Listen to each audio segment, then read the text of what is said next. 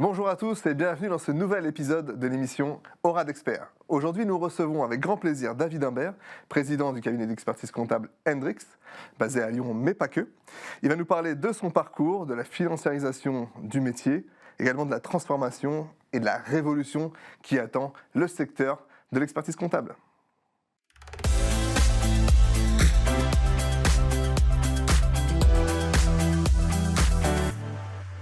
David, bonjour. Tu es né le 20 juin comme Jean Moulin, Nicole Kidman, Lionel Richie et Gérard Collomb. De qui te sens-tu le plus proche ? Alors, c'est une très bonne question pour commencer. Là, j'ai un petit sourire. Allez, je dirais... alors, le plus proche, aucun des quatre, mais en tout cas, s'il y en a un qui pourrait m'inspirer, Jean Moulin, incontestablement. Merci beaucoup pour cette réponse, parce qu'on avait parié là-dessus. Voilà. Ah oui, ok. Alors, tu es originaire de la région, tu es né à Saint-Rémy, du coup en Saône-et-Loire, en proche de Châlons. Est-ce que tu peux nous expliquer dans quel environnement familial, du coup, tu as grandi, un peu ton enfance, l'ambiance à la maison, si tu as des frères, des sœurs, Oui, ce genre de bien choses. sûr. Alors, j'ai eu une enfance heureuse avec mon papa, ma maman et j'ai un frère. Mon papa travaillait dans une entreprise allemande, était commercial et ma maman est commerçante. A tenu pendant de longues années une maroquinerie à Chalon-sur-Saône, donc j'ai baigné un petit peu dans le monde de la petite entreprise avec tout l'attrait que ça pouvait faire. Et ça a sans doute typé un peu mon parcours, forcément. Donc, j'ai eu une enfance classique, heureuse, avec beaucoup de sport, des études, mais pas que. Et puis voilà, après le bac, je ne savais pas du tout ce que j'allais faire. J'avais jamais... Juste avant le bac, si je peux me permettre, ton rêve d'enfant. C'est peut-être pas l'expertise comptable, encore que. Mais... Non, mon rêve d'enfant, j'ai toujours adoré les grands espaces, les aventuriers, les animaux sauvages. Donc mon rêve d'enfant, j'aurais bien voulu être explorateur ou quelque chose comme ça. En tout cas, en connexion avec la nature et la grande nature. J'en suis loin aujourd'hui, mais Qu'est-ce qui a fait que, justement, tu te retrouves aujourd'hui dans l'expertise comptable ? Il faut travailler, quand même.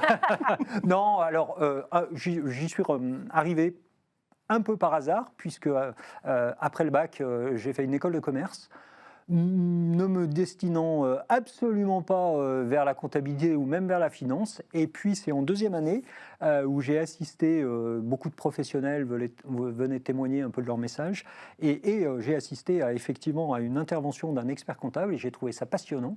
Et du coup, j'ai bifurqué sur les options finance.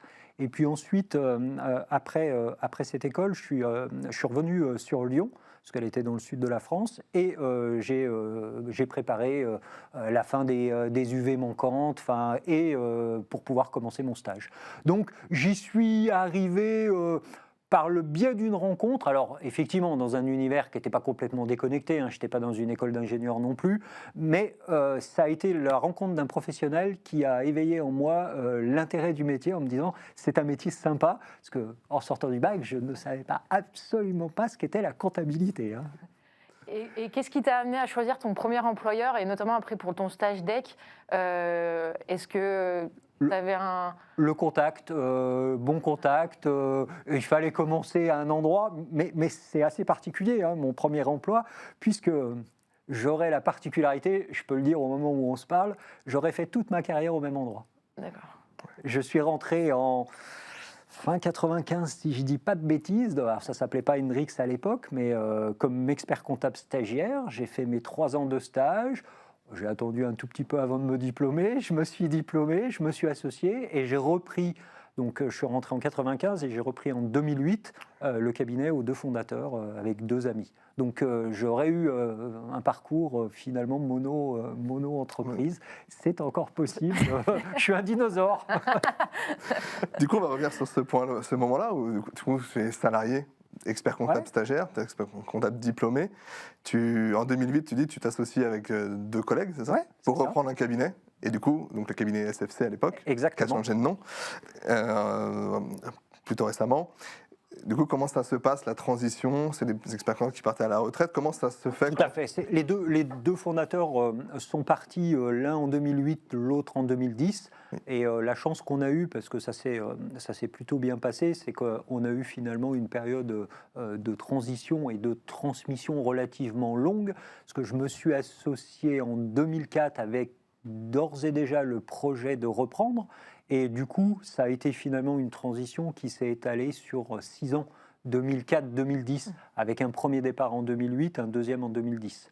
Donc ça a été plutôt confortable, peut-être un peu long, mais plutôt confortable. Tu étais déjà diplômé à ce moment-là, en 2004 Non, en 2004, je n'étais pas diplômé, j'ai dû me diplômer en 2005 ou 2006. D'accord. Un peu contraint et forcé, hein.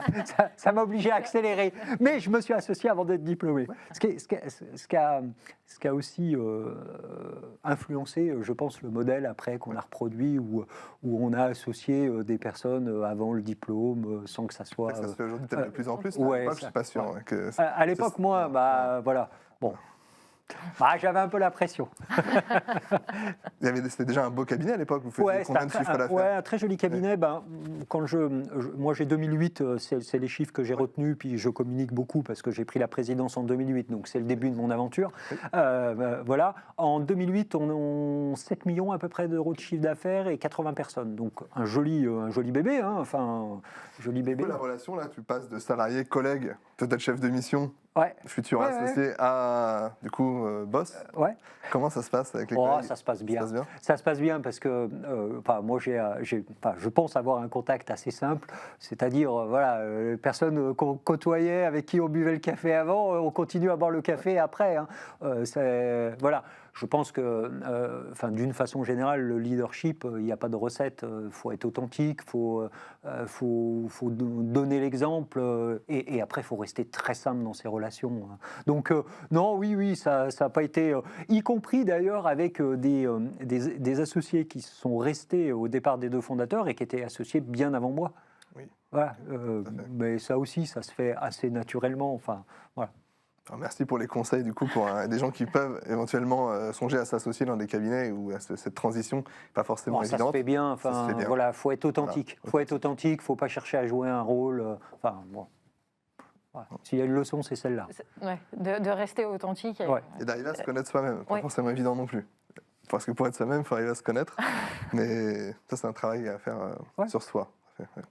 Donc, tu l'as expliqué, en 2008, donc, vous faisiez 8 millions de chiffre d'affaires, 80 collaborateurs, donc déjà un beau bébé. 17 ans après, vous faites 100 millions de chiffre d'affaires. Au niveau, une grosse croissance. Comment on gère ça au quotidien? Vous attendez la recette magique? Non, il n'y a pas de recette magique. Je ne sais pas s'il y en a, mais c'est quand même une croissance assez forte qui doit générer des problématiques. J'imagine que vous avez trouvé des solutions, puisque aujourd'hui le modèle évolue encore. Donc voilà, un peu le recul par rapport à ce qui s'est passé, ce qui va venir, un peu tout ça. Alors, la question est très vaste, et je n'ai surtout pas de recette miracle. On construit tous avec nos forces, nos faiblesses. Là, il faut garder beaucoup d'humilité et de modestie par rapport à ça. On a sans doute pas tout bien fait tout au long des années, mais on a quand même pas trop mal réussi. Et qu'est-ce que vous pensez que dans le groupe qui n'aura pas été fait correctement, qui aurait pu être fait un peu différemment? Alors, on a, et moi en particulier, mais du coup ça déteint beaucoup, moi je me projette beaucoup et je suis toujours à l'étape d'après. Donc, en termes de développement, en termes de vision, en termes de projets nouveaux, ça fourmille. Et ensuite, quand on a une croissance forte, il faut aussi des forces vives qui structurent, qui solidifient derrière. On a, dans notre modèle, mais c'est l'ADN d'Hendrix, on a toujours un petit décalage entre le développement et la structuration derrière. Voilà, ça je le dis en toute humilité, c'est sans doute une de nos faiblesses. Mais ça fait 15 ans qu'on vit avec et on vit plutôt bien avec. Hein. Mais ça a aussi un effet très positif de dynamique interne. Tout le monde sait qu'on est en mouvement tout le temps. Et de temps en temps, nos fonctions support en particulier, elles s'épuisent un peu parce qu'elles courent derrière nous. Mais voilà. Après, se développer beaucoup, ça nécessite, quoi qu'il en soit, un fondamental intangible. On peut faire de la croissance externe si on n'a pas une croissance organique forte, on ne peut pas faire de croissance externe. Donc aujourd'hui, on est un peu dans l'effervescence dans la profession, tout le monde veut racheter tout le monde. Je crois qu'on peut se permettre de faire des opérations de croissance externe quand on a nos fondamentaux internes, une croissance organique claire, des associés bien en place, des équipes bien en place, et qu'on est capable de développer de façon organique. Ça, voilà, l'illusion de dire pour grossir, je fais qu'acheter, ça accélère les choses, mais si les fondamentaux ne sont pas là, c'est compliqué. Et ensuite, l'élément décisif dans tout ça, c'est de savoir bien s'entourer. Les équipes autour de soi, elles sont fondamentales. On est dans un métier où on ne peut pas travailler tout seul. On a besoin de tout le monde, des associés, des managers, jusqu'aux assistants et aux nouvellement recrutés. Donc il faut vraiment raisonner en équipe. Quand on avance en équipe.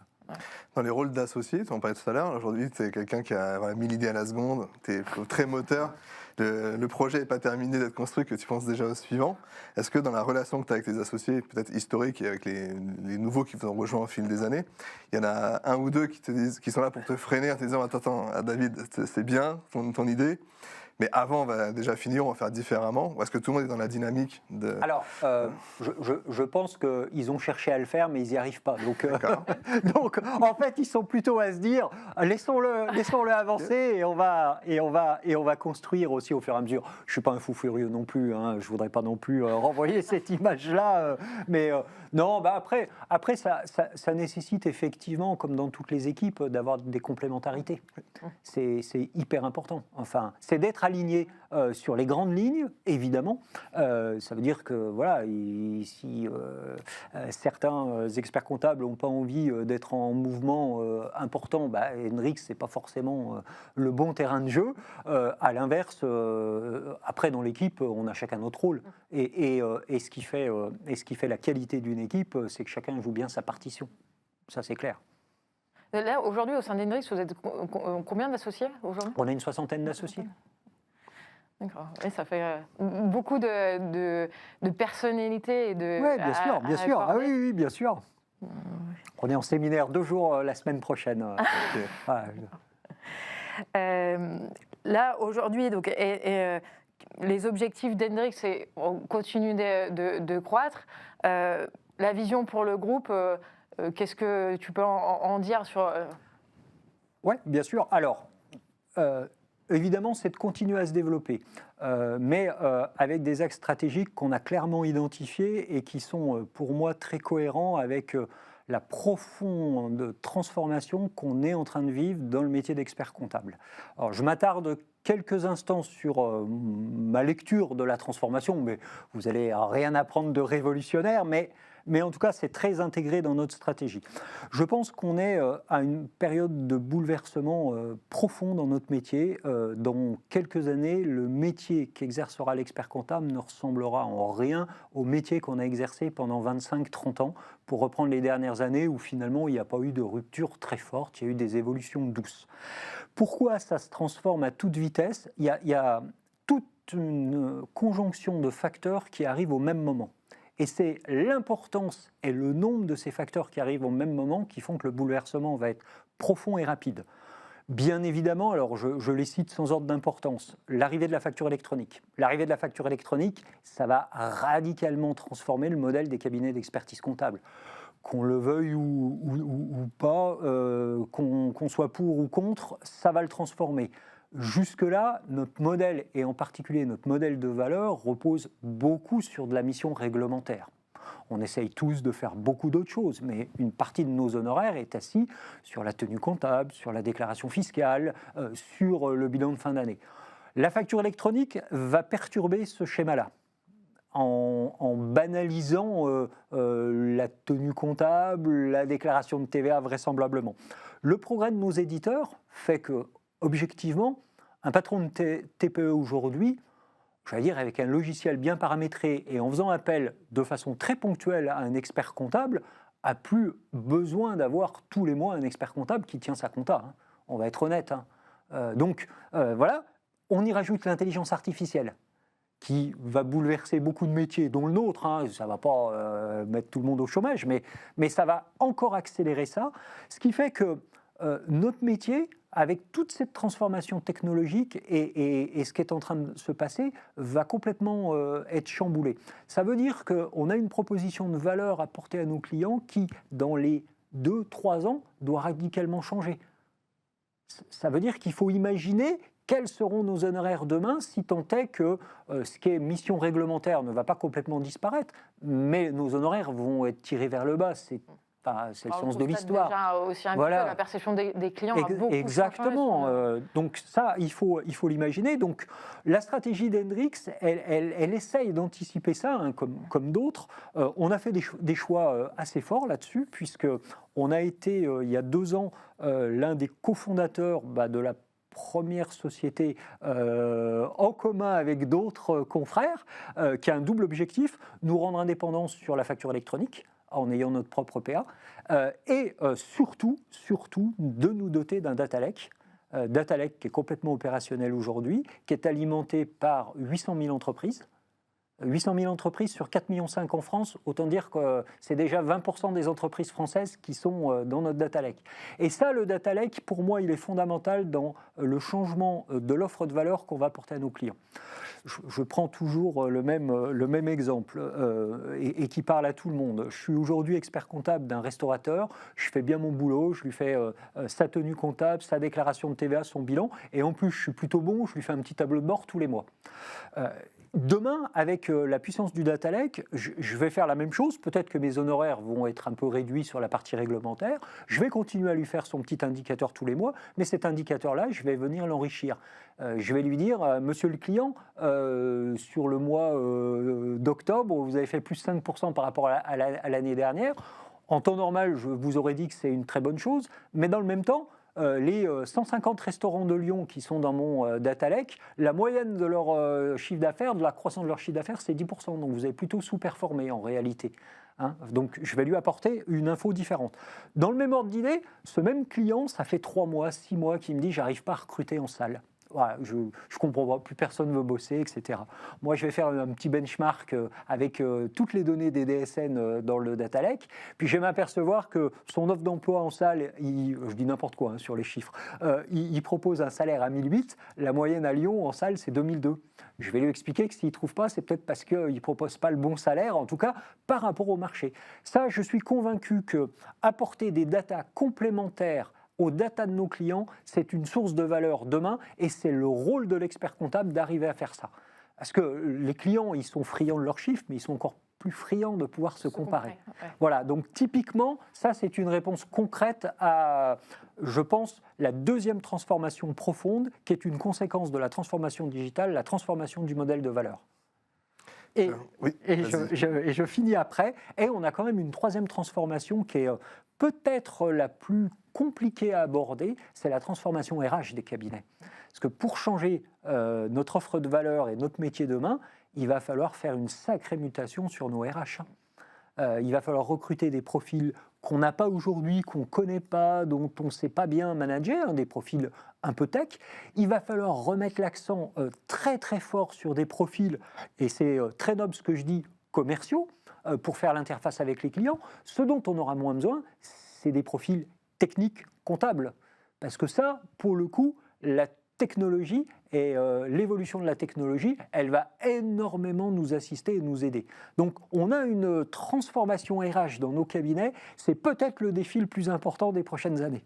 Du coup, ça, tu l'anticipes par de la formation interne, par de l'anticipation depuis plusieurs années sur les profils qui n'étaient peut-être pas forcément que de comptables. On recrute effectivement d'autres profils. On a un plan de transformation interne, de formation. On a aussi, forcément, ça nous oblige à bien diagnostiquer nos équipes aujourd'hui. Quels sont les points forts, quels sont les points faibles, pour essayer d'orienter au mieux les personnes en fonction de leurs compétences et de leurs points forts dans notre vision du métier de demain. Et puis c'est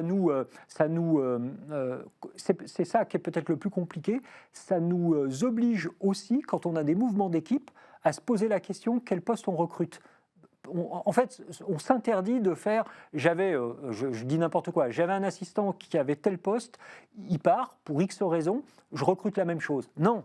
Voilà, demain, comment je veux fonctionner? Et du coup, c'est ça le plus difficile parce que c'est un billard à plusieurs bandes parce que, bien évidemment, le manager ou l'associé qui a eu le départ, il veut exactement la même chose pour ne pas changer son organisation. Et nous, notre rôle de dirigeant et des ressources humaines, c'est de se dire non, dans la perspective du métier demain, on pourrait organiser les choses comme ça. Peut-être organise un peu comme ça, partage le profil avec un tel et on a peut-être besoin de mutualiser tel type de profil. C'est pas faire du 1 pour 1. Voilà. Et ça soulève aussi des questions vis-à-vis des collaborateurs, parce qu'il faut arriver à les embarquer dans ce schéma-là, qui effectivement n'est pas notre ADN de départ. Et puis après, avec le cursus scolaire, aujourd'hui, on a quand même encore des candidats qui sont très techniques. Ouais. Et effectivement, ça pose des sujets, des problématiques après sur l'aspect commercial, sur l'aspect technologique. Il y a deux niveaux dans cette question. Il y a le niveau interne, il faut à la fois que nos équipes elles comprennent que le métier il change et que quoi qu'il en soit il va changer et il faut les rassurer dans le même temps. Mais il faut qu'il y ait une prise de conscience. S'il n'y a pas de prise de conscience, il n'y a pas d'évolution. Donc c'est un équilibre qui est subtil, hein, parce que si on fait une prise de conscience trop forte, on crée de l'inquiétude. Voilà. Donc ça, c'est sur le plan interne et sur le plan externe, effectivement, il faut recruter des profils différents. Et j'allais presque dire, dans les cabinets, on a toutes les compétences d'un point de vue comptable, ne cherchons pas à en avoir des nouvelles, allons chercher d'autres compétences. Capitalisons sur notre existant dans les cabinets, on a suffisamment de sciences comptables dans nos cabinets. Donc, au contraire, quand on a un départ, entre guillemets, de profil comptable, recrutons un profil différent. Et répartissons le travail un peu différemment. En plus, on va enrichir le travail en faisant ça. Plutôt que d'être très siloté, on aura finalement des postes beaucoup plus transverses. Okay. Là aussi, particularité aussi maintenant d'Hendrix, vous avez ouvert votre capital à des investisseurs. Ça s'inscrit dans le cadre de la croissance et aussi des besoins. Tu l'as dit, c'est un enjeu de la donnée, ça on l'a bien compris, et d'avoir les bons outils. Quitte à parfois en développer. Qu'est-ce qui a amené Hendrix à se dire, voilà, aujourd'hui, si on reste comme ça, ça n'ira peut-être pas, il faut qu'on voit différemment. Quelle était la logique à ce moment-là de passer le cap? Ouais, on aborde en filigrane la question de la financiarisation de la profession, hein, qui est un sujet passionnant. Premièrement, je rappelle qu'il y a 4 ans, on a déjà ouvert notre capital. Ouais. Hein, on a été, je pense, le premier, puisqu'il y a 4 ans, on a accueilli à notre capital BPI et BNP Développement. En pure augmentation de capital, c'était vraiment pour à la fois nous crédibiliser, à la fois nous donner les moyens de nous développer. Ce qui fait que sur les 4 dernières années, notre chiffre d'affaires a été multiplié par 4. On est passé de 25 millions à 100 millions sur les 4 dernières années. Donc, on a démontré aussi une capacité à faire du développement et à faire du développement au-delà de notre profession réglementée, puisqu'aujourd'hui, sur les 100 millions de chiffre d'affaires, 30%, c'est hors métier réglementé. Voilà. Donc, on a diversifié nos activités. Ça, c'est aussi une réponse sur l'évolution du métier, je pense. Donc, ça c'est le premier point. Et puis là, effectivement, tout récemment, finalement, on a fait un deuxième tour avec des financiers, puisque on maintient BPI à notre capital, mais on a souhaité changer de dimension, changer de cap en accueillant IK Partners et en sortant BNP Développement. Donc, on en est à la deuxième phase.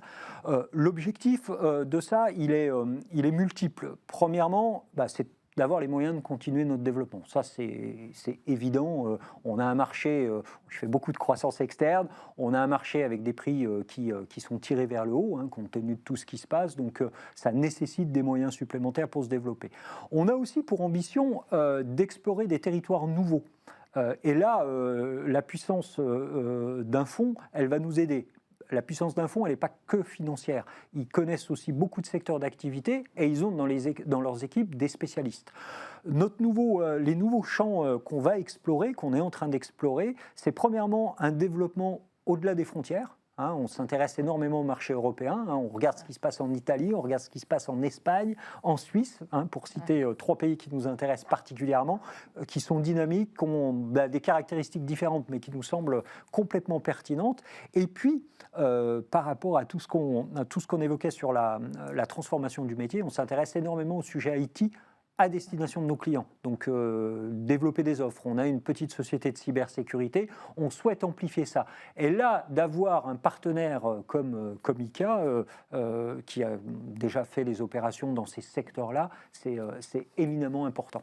Voilà. Ouais, c'est ça qui a orienté, par exemple, ce choix de partenaire. Ce choix, il résulte de trois facteurs. La puissance du fonds, je ne vais pas dire autre chose, la dimension européenne et la qualité des équipes.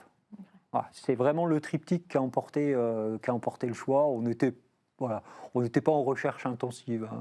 On va dire qu'on est fortement sollicité. Et est-ce que l'arrivée effectivement de fonds comme ça, au niveau de la gouvernance, est-ce que ça a des impacts ou même pour les collaborateurs aussi Alors, les questions sont bonnes, on s'est posées, et puis quand on a annoncé, évidemment, on a eu des questions. Alors déjà, ce qui est le plus simple à balayer, au niveau des équipes, au niveau des clients, il n'y a pas d'impact. Au niveau de la gouvernance ne change absolument pas. On était sous forme président conseil d'administration, on va être directoire conseil de surveillance. Le directoire, c'est 4 experts comptables, donc on a la main sur tout. Non. On n'a pas un choc de culture, parce que ça fait 4 ans qu'on vit avec des financiers. Voilà, donc j'allais dire... on se voit régulièrement, on échange régulièrement sur des sujets, mais il n'y a pas d'immixtion dans la gestion du cabinet. Ils ne savent pas faire et de toute façon, ils ne viennent pas pour ça. Si eux nous ont choisis, c'est à la fois parce que la trajectoire Hendrix les intéresse, parce que le panel d'activités les intéresse et parce qu'ils ont confiance dans la direction qu'on représente. Et effectivement, ça soulève les questions de la financiarisation de la profession, parce qu'on voit qu'effectivement, pas mal de fonds s'intéressent à nos secteurs. Ça a aussi un enjeu pour pas mal de cabinets, parce que ça donne une force financière quand même conséquente. Elle se pose la question de savoir est-ce que c'est ça l'avenir finalement de... Alors, la question elle est bonne, mais comme souvent il faut faire preuve de nuance. Oui. J'allais dire, il n'y a pas besoin pour avoir un cabinet performant, pour avoir un cabinet intéressant, un cabinet en développement, d'avoir un fonds à son capital. Le fonds au capital d'un cabinet, il répond à des caractéristiques particulières. Bon, premièrement, il faut quand même s'enlever de l'esprit, même si certains petits fonds interviennent sur des petites structures, c'est quand même réservé à des structures qui ont déjà démontré une capacité de croissance externe forte.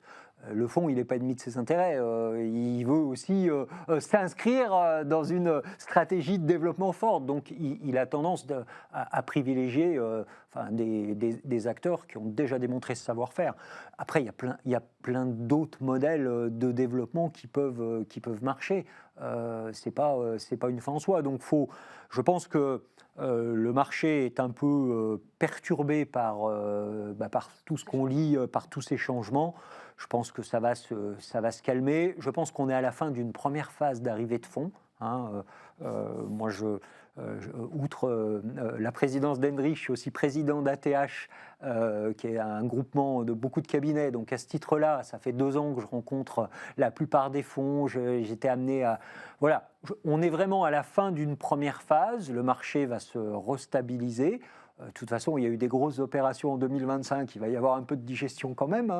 Il ne faut pas croire qu'on peut enchaîner. Après, je pense que... Comme souvent, les fonds ne sont ni vertueux ni parés de tous les vices. Je pense que c'est un agitateur de marché et je pense qu'à nous d'en tirer le meilleur. Déjà, je voudrais qu'on note que pendant des années, je trouve qu'on a souffert d'une image de marque de l'expert comptable un peu vieillot, un peu poussiéreux. Le fait est, depuis 18 mois, on est le métier, parmi tous les métiers, le plus sous les feux de l'actualité. Le monde de la finance s'intéresse à nous. Enfin, je veux dire, on est au cœur de l'économie, on est sur des changements majeurs. On est redevenu hyper sexy en tant qu'expert comptable. Non mais, pendant 20 ans, on en a souffert avec l'image d'Épinal de l'expert comptable. Aujourd'hui, l'expert comptable, il est cool. Hein. Les financiers, ils se battent pour être au capital des experts comptables. Donc, soyons positifs. À nous maintenant de capitaliser pour réattirer des populations différentes et des populations jeunes vers nos métiers. Parce qu'on peut capitaliser sur une super image aujourd'hui. C'est que cette financiarisation, parfois, peut donc elle a ce côté positif. Voilà, ce côté positif. Ça peut faire peur, mais le changement fait peur. Voilà, je crois qu'il ne faut pas avoir peur du changement. Le changement, c'est la vie. Donc le gâteau va plutôt être amené à grossir, tu penses ? Oui. Oui. Toutes les études le démontrent. Hein. Après, je pense que le gâteau va grossir, mais le risque, c'est que, c'est ce qui s'est passé dans d'autres pays, c'est qu'on est une profession à deux vitesses quand même, avec deux métiers très différents. J'ai toujours l'exemple des États-Unis. Il ne se passera pas en France ce qui se passe exactement aux États-Unis. Mais c'est quand même intéressant de regarder, où on a ce qu'on appelle les bookkeepers, c'est-à-dire vraiment du réglementaire et à très peu de valeur ajoutée, et puis les cabinets de conseil. On a vraiment la transformation du métier. Si l'expert comptable ne prend pas garde, on va arriver naturellement à cette distinction qui va se faire naturellement, parce que la taille n'est pas une fin en soi, mais si on veut accompagner largement son client sur tous les sujets, c'est compliqué. Il faut maîtriser plein de matières. Il faut avoir un peu d'investissement quand même techno. Il faut avoir des profils très différents. Il faut être capable d'adresser. Je pense que il n'y a pas de nécessité de se faire absorber, mais il y a nécessité d'avoir de toute façon des réflexes collectifs dans la profession. Ça peut être des groupements, ça peut être l'ordre, voilà. Mais je pense que d'être résolument isolé, on a pu vivre dans la profession isolée pendant 20-30 ans, je pense que c'est un modèle. Je m'interroge sur l'avenir de ce modèle. L'expert comptable résolument indépendant, isolé, je pense qu'il y a plein de possibilités de coopération, de façon intelligente, mais je pense que, voilà. Et la financiarisation, ça accélère un peu tout ça, quoi qu'on en dise. Merci beaucoup, c'est super intéressant pour nous-mêmes déjà, et puis pour les personnes qui nous regardent ou qui nous écoutent. J'aimerais qu'on revienne un petit peu sur toi. On a beaucoup parlé du cabinet, de stratégie, de la profession, de ta vision finalement de l'évolution de cette filière et du métier. Te concernant, David, c'est tes ambitions et tes envies perso. Aujourd'hui, c'est quoi? Personnel, personnel, mais je veux dire, quand tu te lèves le matin, quand tu fais ce que tu fais, parce que j'imagine que voilà, tu es un homme de projet, tu trouves ton compte et c'est génial, et ça fait partie de ta vie, ton essence, de dire on va créer des choses. Je pense que tu es quand même plutôt créatif et tu as envie de faire bouger les lignes. En tout cas, c'est un moteur pour toi. Mais aujourd'hui, si on revient à l'essentiel, de dire qu'est-ce qui te motive c'est quoi ton envie perso, tes envies perso. Voilà. Alors, c'est intime, comme interview. Alors, premièrement, et c'est vraiment, alors là pour le coup, je joue pas un rôle. Je m'éclate professionnellement depuis quelques années dans tout ce que je fais. Je trouve qu'on vit une période passionnante parce que justement la période est bouleversante et ça veut dire que les cartes sont en train de se redistribuer. Et je trouve ça extraordinaire parce que on peut tous être acteurs d'un changement et d'un changement fort et devenir, de transformer notre modèle. Donc, je prends un plaisir énorme à travailler. Ma femme ne dirait pas autre chose. Bon, quand je suis pas au boulot, je fais beaucoup de sport et c'est mon équilibre par rapport au boulot. Je suis addict à tout ce que je fais. Je le fais. Je fais rien à moitié. Donc, je suis un grand sportif où je passe pas mal d'heures par semaine à faire du sport. C'est aussi ma façon de m'évader, de me dépenser. Et puis, c'est peut-être par rapport à mon aspiration d'enfant, les grands espaces. Je fais beaucoup de vélo et beaucoup de vélo de montagne. Et me retrouver immergé le matin de bonne heure en pleine nature, même quand il fait froid, même quand il neige, j'adore ça. Je suis un peu maso.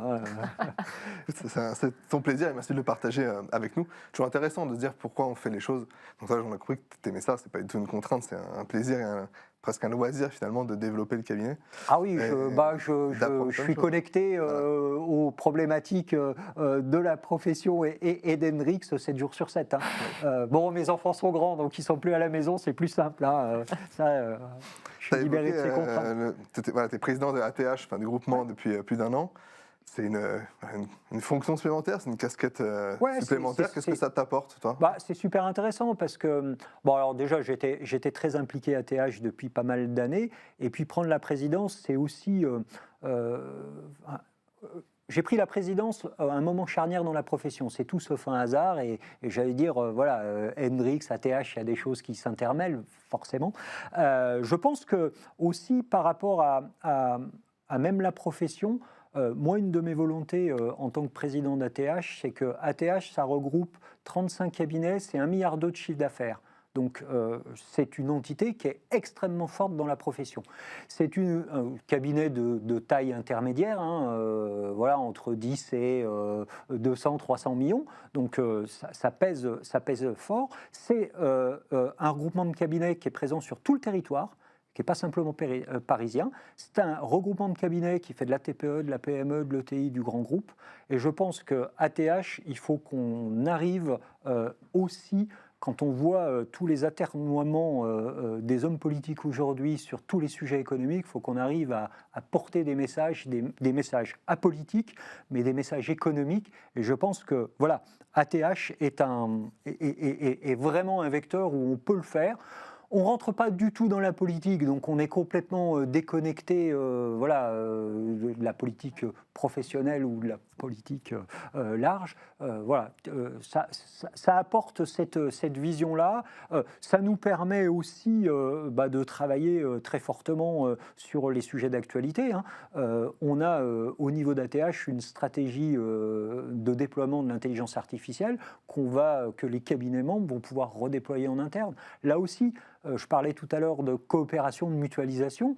C'est un exemple. Je pense qu'on est toujours plus intelligent à plusieurs que tout seul. Voilà, donc il faut trouver, à chacun de trouver son écosystème dans lequel il est à l'aise. Mais en tout cas, si j'ai un message à faire passer, c'est partageons nos réflexions, partageons nos efforts. Il n'y a pas une concurrence frontale entre experts comptables. Nos principaux concurrents, ce n'est pas les experts comptables.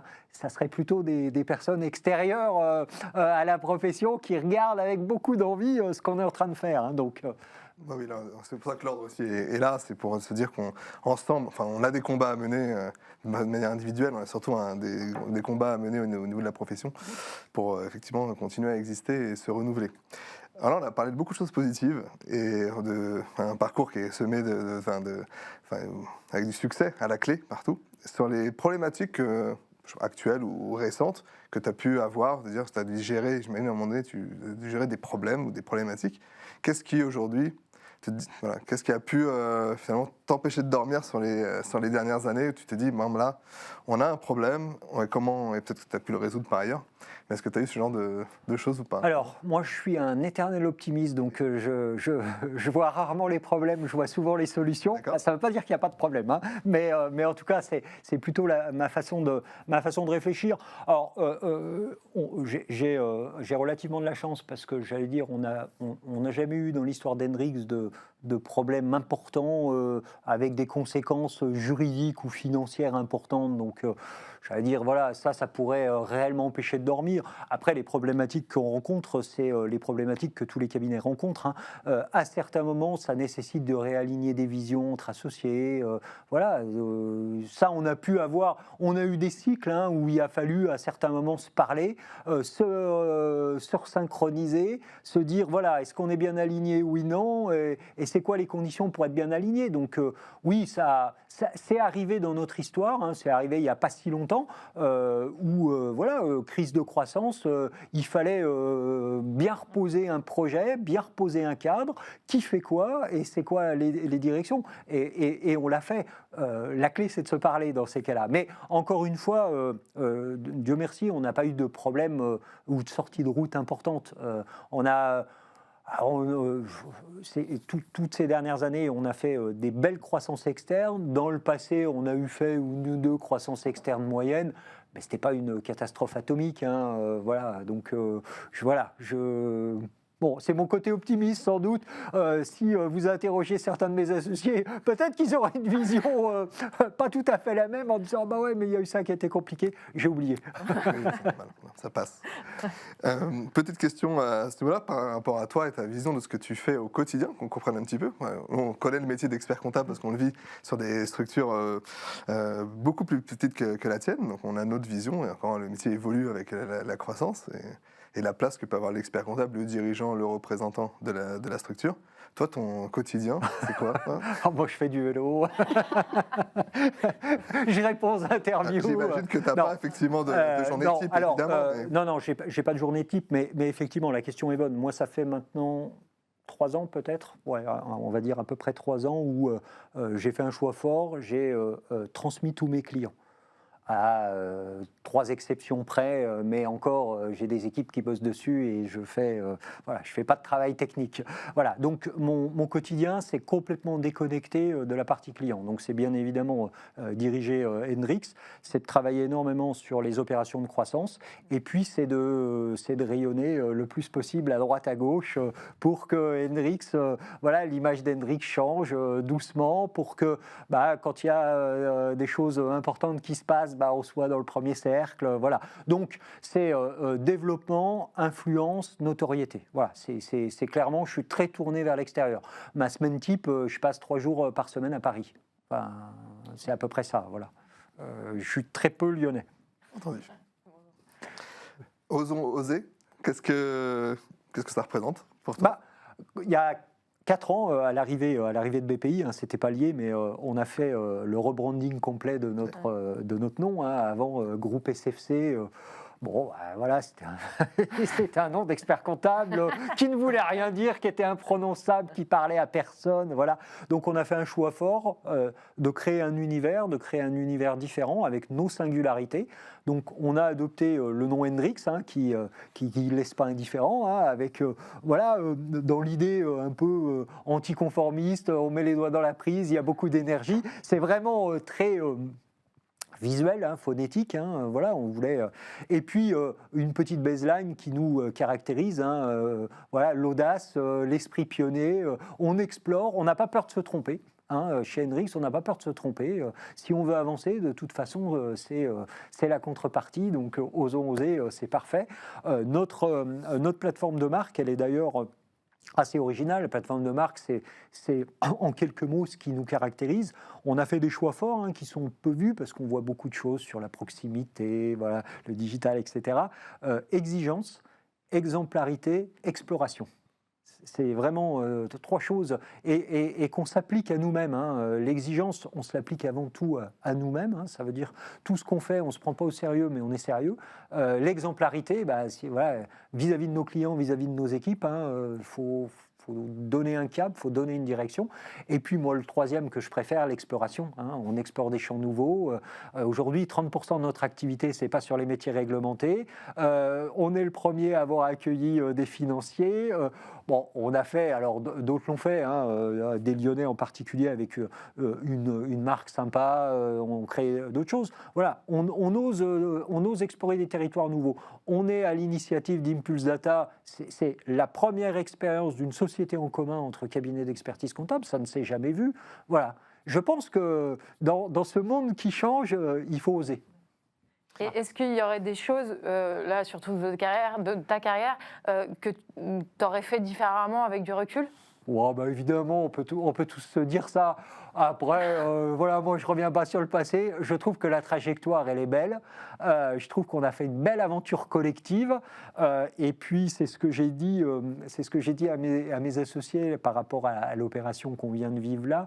Je leur ai dit, c'est une très belle opération, mais c'est surtout une opération qui vient concrétiser la qualité de la vision et de la stratégie qu'on a portée. Donc, vous focalisez pas sur ce que ça représente en valeur, restez concentrés sur pourquoi on a pu le faire. C'est parce qu'on a bien travaillé, parce qu'on a une bonne vision, parce qu'on a une stratégie claire qu'on énonce, et parce qu'on a un potentiel de croissance énorme. Donc, restez focus dessus. Voilà. Ouais. Donc, non, je ne réponds pas complètement à la question, mais voilà.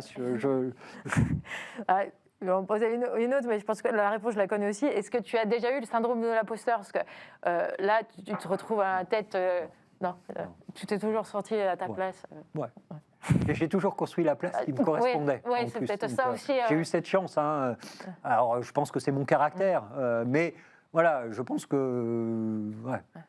Aussi, on est acteur de son propre rôle, on est acteur de ses changements. C'est peut-être ça aussi le conseil à donner aux futurs confrères, de se faire sa propre place. Et c'est ça, et on revient sur l'authenticité aussi. Ouais. Voilà, faut pas chercher à jouer un rôle, faut pas chercher à être quelqu'un d'autre. Enfin, on a tous nos qualités, nos défauts. Faut construire avec. C'est ça que c'est le bon conseil à la fois pour nos consoeurs et nos confrères, pour nos collaborateurs aussi. Dans un monde qui bouge, dans un modèle de cabinet qui évolue, arriver à trouver sa place et force de proposition. Dire, bah voilà, moi j'ai plus une appétence pour telle ou telle chose. Il faut s'exprimer, il faut demander ce qu'on veut. Faut pas.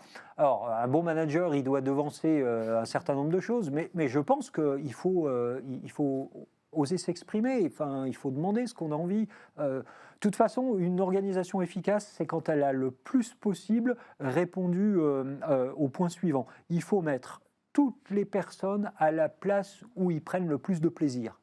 Alors, il n'y a pas que du plaisir dans un travail, mais en tout cas, on doit réfléchir comme ça, parce que c'est comme ça qu'on sera le plus efficace.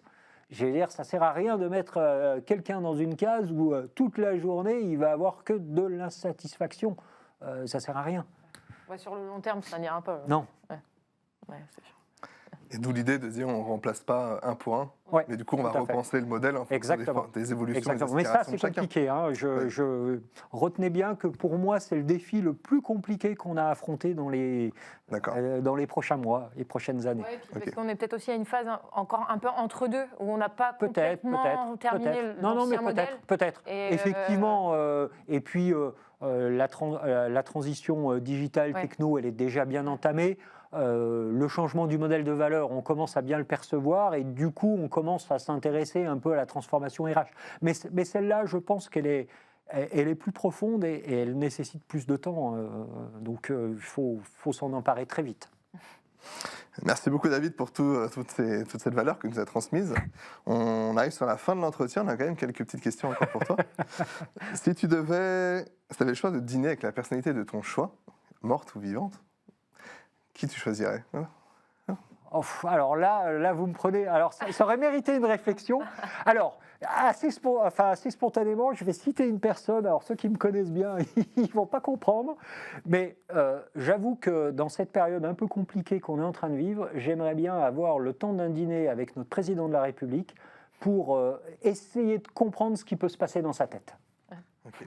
Je ne pense même pas à l'influencer, mais déjà comprendre, parce que moi, ce qui est en train de se passer au niveau de la France, j'ai du mal à comprendre comment on peut abîmer autant tout ce qui fait nos forces, quoi. Donc voilà. Merci beaucoup. Alors, ceux qui me connaissent vont être très surpris. Ça montre une volonté de vouloir encore agir et d'influencer. Voilà, parce que pour moi, il y a une partie de l'équation que je ne comprends pas. Une autre question sur ce que tu peux recommander à ceux qui nous regardent et ceux qui nous écoutent, un livre que tu te dis il faut l'avoir lu au moins dans sa vie. Bon, alors là, je vais vous faire spontanément une réponse qui est finalement la réponse d'un des rares livres que j'ai lu plusieurs fois et à des moments très différents de ma vie. Donc ça remonte à pas mal d'années, je l'ai relu il n'y a pas si longtemps. Alors je suis complètement déconnecté avec l'univers professionnel. Moi, le livre que j'adore et que j'ai relu, je crois, 3 ou 4 fois en intégralité, et il est long, Le Seigneur des Anneaux de Tolkien. Okay, c'est mon petit côté où j'ai besoin de m'évader, finalement. Félicitations, parce que c'est que les trois sont des pavés pour les avoir lus aussi, je l'ai lu qu'une fois. Je l'ai lu jeune, 15-20 ans, je ne sais plus bien. Je l'ai relu au moment où les films étaient sortis, puis je l'ai relu il n'y a pas si longtemps. Et voilà, je trouve toujours ça aussi magique. Voilà. Et dernière question, si tu écoutes de la musique, ta musique du moment?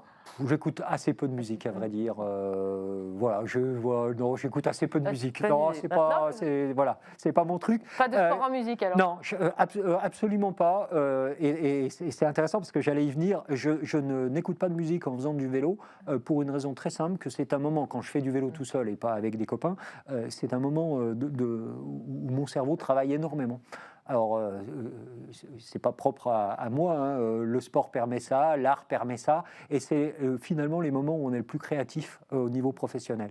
Quand je fais un gros week-end de vélo, en général, le lundi matin, j'ai plein d'idées. Ok, ça c'est pas bon pour les associés. Quand je pars une semaine en stage, ils aiment pas. Pendant une semaine, ils sont tranquilles, mais ils savent qu'après...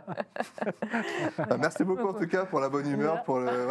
Merci à vous, c'était super agréable et j'ai passé un très très bon moment en votre compagnie. Merci beaucoup.